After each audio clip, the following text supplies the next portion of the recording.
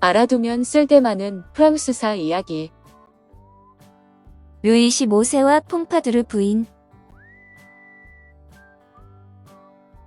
어린 왕의 즉위. 루이 14세는 우리나라의 영조처럼 아주 오래 살았는데 그래서 아들과 손자가 그보다 먼저 저 세상으로 가 1715년 임종 무렵 5살밖에 되지 않은 증손자를 왕세자로 세웠습니다. 루이 14세는 어린 왕의 등극이 얼마나 위험한지 잘 알고 있었고 양친을 모두 잃은 어린 증손자가 너무나 불쌍하고 걱정이 되었습니다. 증손자의 지위를 확고하게 지켜주고 싶었던 루이 14세는 자신이 죽고 나서 누군가가 권력을 독점하는 것을 막기 위해 섭정왕을 세우지 말고 섭정회의를 만들도록 요원했습니다.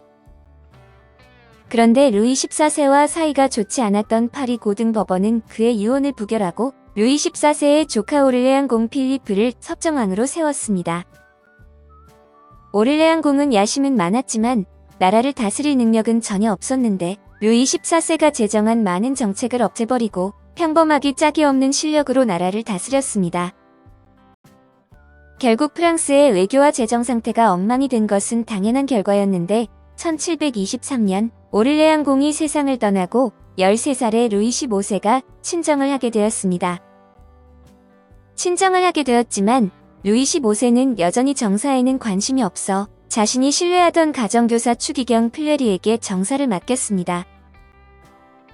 플레리는 16년 동안 나라를 다스렸는데 이 사근사근한 늙은이는 성실하게 일하면서 루이 14세 말기와 섭정왕 오를레앙 공 때 생긴 외교와 내정의 구멍을 열심히 메워 나갔습니다.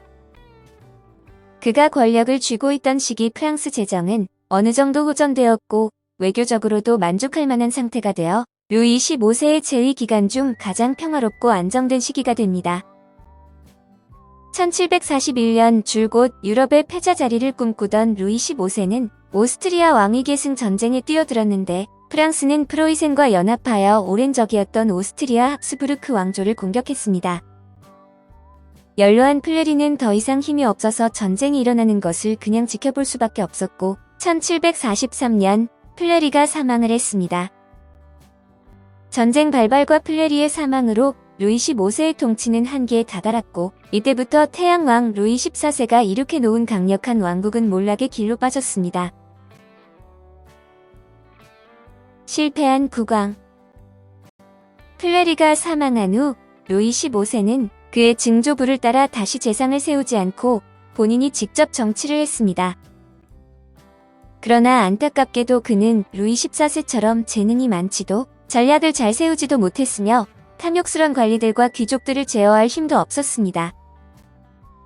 그의 소심하고 우유부단한 성격은 부패를 불러왔고 국민에게는 절망감만 안겨주었는데 임종 전 루이 14세가 그에게 절대 큰일을 벌이지 말라고 한 당부까지 잊어버리게 됩니다.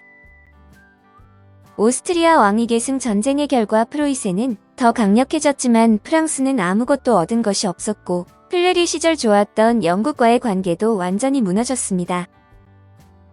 1756년부터 1763년까지 이어진 7년 전쟁은 프랑스, 오스트리아, 러시아 동맹과 영국, 프로이센 동맹이 식민지 쟁탈과 유럽 패권을 둘러싸고 벌였던 지루한 전쟁이었습니다.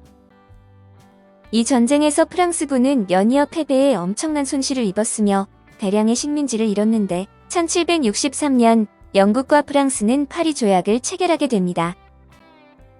이 조약으로 프랑스는 인도와 캐나다, 미시시피 서쪽을 잃었지만 루이 15세는 이득이 있었다고 생각했습니다. 로렌 지방을 마침내 프랑스 영토로 만들었고 1768년 코르시카가 제노바의 통치에 앙심을 품고 반란을 일으켰을 때 헐값제 코르시카 섬을 사들인 것입니다. 루이 15세는 대외적으로 국위를 떨치지 못했지만 대내적으로도 재정위기 등을 해결할 효과적인 정책을 내놓지 못했습니다. 국사에는 관심이 없었던 그는 자신의 정부에게 정치를 맡기고 본인은 여자와 사냥에 빠져 살았는데 재무총감의 재정 적자 보고에도 그는 항상 고개를 내저을 뿐이었습니다. 그는 분명히 왕조가 기울어져 가고 있음을 알았으나 현실을 직시하고 싶지 않았습니다. 그는 내가 죽은 뒤 혼란에 빠질 것이 두렵구나 라고 했는데 이 말에서 루이 15세가 얼마나 정치에 대해 비관적이고 무책임했는지 알 수 있습니다. 평민에서 봉황이 되다. 후대 사람들은 루이 15세의 실패는 대부분 그가 너무 여색을 밝혔기 때문이라고 지적하는데, 어려서 양친을 잃은 국왕은 여자를 쫓아다니는 데만 정신을 쏟았습니다. 루이 15세와 왕후 사이에는 10명의 자녀가 있었어도 이것이 그의 바람을 막지는 못했습니다. 귀족들은 끊임없이 여자를 밝히는 루이 15세가 탐탁지 않았지만 더욱 받아들이기 어려웠던 것은 왕이 비천한 신분의 여자들에게 더 흥미를 보인다는 점이었습니다. 심지어 평민 여자를 왕궁으로 끌어들이기도 했는데, 알려진 정보 외에도 유명한 사원을 지어 그곳에 젊은 여자들을 데려다 놓고 즐겼다고 합니다. 음탕함과 계속해서 터지는 성 스캔들 때문에 그는 점점 민심을 잃어갔는데, 루이 15세를 거쳐간 수많은 여자 중에 가장 이목을 끄는 인물이 바로 퐁파두르 부인입니다. 1745년 이후부터 거의 20년 동안 프랑스는 이 우아하고 매력적인 여자에 의해 좌지우지되었는데, 퐁파두르 부인의 원래 이름은 잔 앙투아네트 푸아송으로 파리 상인 집안에서 태어났습니다. 그녀는 귀족들 키올과 결혼하면서 상류사회로 진출했는데, 잔은 국왕이 자주 사냥을 나가는 숲 옆에 별장을 소유하고 있었습니다. 그녀는 옅은 남색의 긴 치마에 분홍색 마차를 타고서 종종 국왕 앞에 모습을 나타냈는데, 루이 15세는 금세 이 아름답고 총명한 여자에게 마음을 빼앗겼습니다. 그녀는 궁정에서 열린 무도회에서 국왕과 짝을 이루었고, 1745년 24살의 드티올 부인은 남편과 이혼하고 퐁파두르 부인이 되어 왕궁으로 들어갔습니다. 퐁파두르 부인의 출연이 많은 사람을 놀라게 한 이유는 국왕이 평민 여성을 데려다 귀부인들 위해 세울 줄은 생각지도 못했기 때문이었습니다. 퐁파두르 부인이 궁에 들어왔을 때 모든 사람이 그녀를 비웃었지만, 예상외로 퐁파두르 부인은 흠잡을 데 없는 우아함으로 그들을 굴복시켰습니다. 프랑스의 여주인.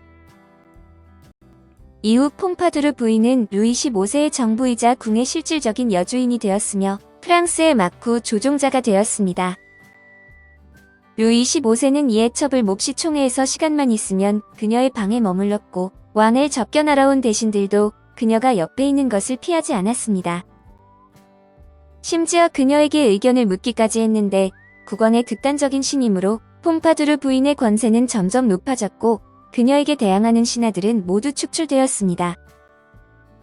사람들은 점점 바라는 일이 있으면 왕을 찾는 것보다 퐁파두르 부인을 만나는 것이 더 낫다는 것을 알게 되었고, 퐁파두르 부인은 국가기관의 움직임을 장악했습니다. 그러나 국왕의 환심을 사는데도 성공하고 예술적인 감각도 뛰어났던 그녀지만 국가 대사를 처리하는 데는 미숙했습니다. 그녀가 연맹을 파기하지 않았으면 프랑스는 7년 전쟁에 휘말리지 않았을 것이고, 그녀의 유치하고 경솔한 결정이 아니었다면 프랑스는 전쟁에서 패하지도 않았을 것입니다.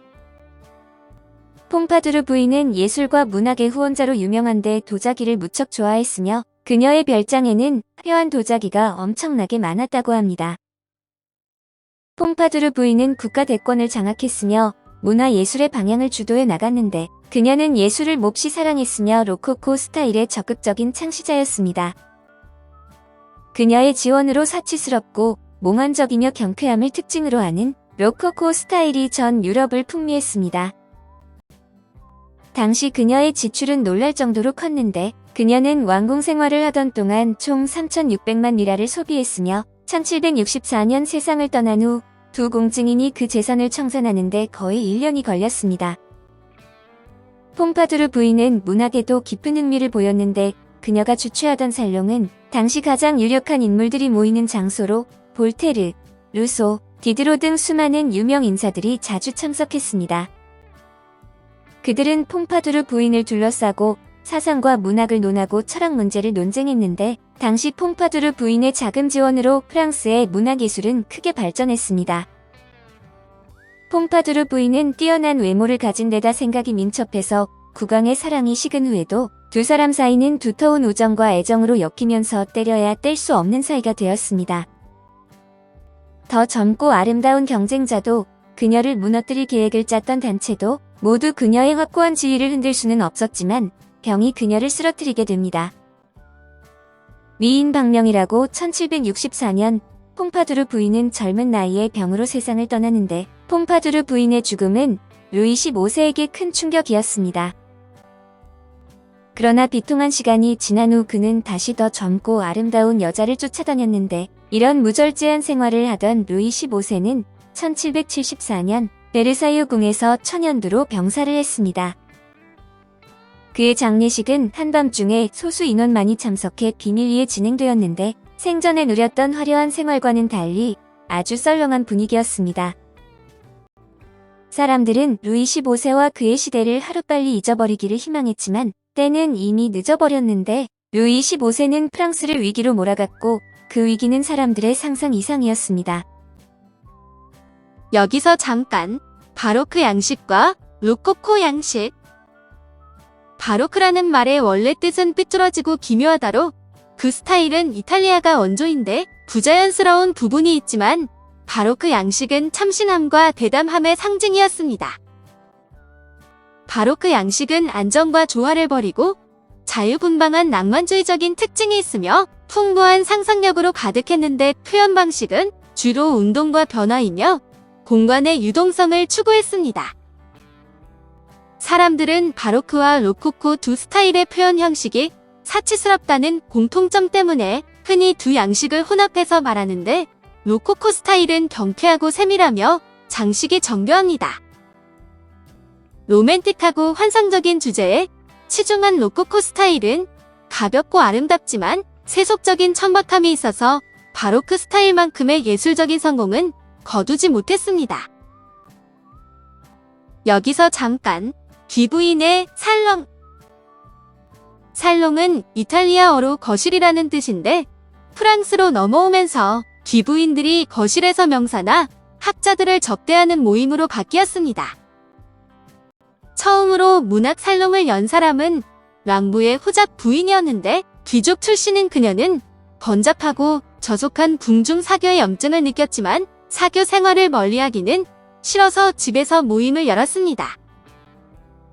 그녀의 살롱은 1610년부터 손님을 받기 시작해 금방 유명해졌는데 그녀의 살롱을 찾는 구성원들은 예의가 바르며 부자연스럽지만 우아하고 아름다운 언어를 사용했습니다. 대화의 주제 역시 학술, 정치, 스타일에 심지어 유언비어까지 다양하고 광범위했는데 이런 살롱은 보통 귀족 출신의 여성이 주최했습니다. 재기와 외모를 모두 겸비한 귀족 여성들은 우아하고 지혜로웠는데 18세기 이후로 넘어오면서 살롱에서 다루는 주제는 더욱 광범위해졌습니다. 문화예술 외에 정치과학까지 때론 급진적 사상적 논쟁도 있었으며 그러다 혁명의 온상이 되기도 했는데 프랑스 대혁명 시기 살롱 활동이 금지되었고 이후 부활했지만 점차 전람회의 의미로 변했습니다.